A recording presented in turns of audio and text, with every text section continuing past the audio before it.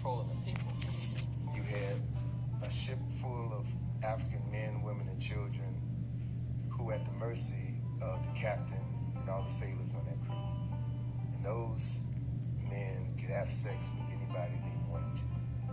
The women, the children, and the men. You had to see 3 months tied down with these white men. They ain't no women there for the most part. When they start bringing women, they weren't even bringing women. They were bringing girls between the ages of 6 and 15 and raping them all. But they also were raping the men. Same things that happening on the plantation to demasculinize the black man. Control the slave population is to rape a father in front of his sons, or to take the biggest, baddest black man on the plantation and do something horrible to him, to completely humiliate and emasculate him so the people won't respect him anymore. And that still happens to this day. In the Caribbean, they had seasoning plantations, which were plantations used to break the slaves. And one plantation, or one place that had a lot of seasoning plantations, was Jamaica. And people have to wonder, what were they doing on these seasoning plantations that was worse than what was happening on the regular plantations? Well, one thing that they were doing on these plantations, especially in Jamaica, they were doing a process called buck breaking, where the white supremacist slave owner or the white supremacist overseer would literally rape black men in front of the whole black population in order to break his spirit, in order to break him down as a man, in order to show dominance against him, in order to show the rest of the black population that this is not your leader. I just made your leader submit to me sexually. And this happened a lot in Jamaica. This is why homosexuality is so looked down upon in Jamaican culture today. And it was a way primarily of cutting down those who would rebel.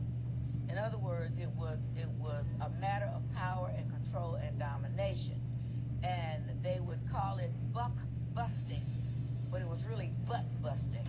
Slavery continued until 1865, for about 2 generations, right? So how do you reconcile that? You can no longer bring in Africans, but you still have the business of slavery, so they still needed Africans to do the work down south, especially after the cotton gin was invented. So you had the creation of breeding farms. 2 of the largest slave breeding farms in the United States were on the eastern shore of Maryland and right outside of Richmond, Virginia. They literally bred black people like cattle.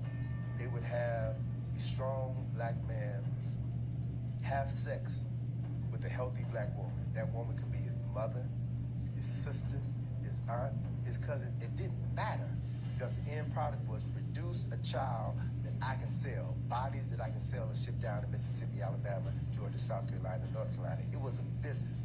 We had breeding farms in the United States that would put one person from one plantation against another.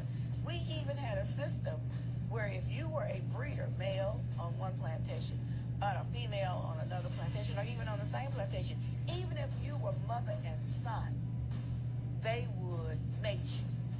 And so I tell a lot of my patients and a lot of my friends, you got to stop using the MF word, because that was a description of what actually happened when the paper bag would go over the head to put one breeder against another when they were related.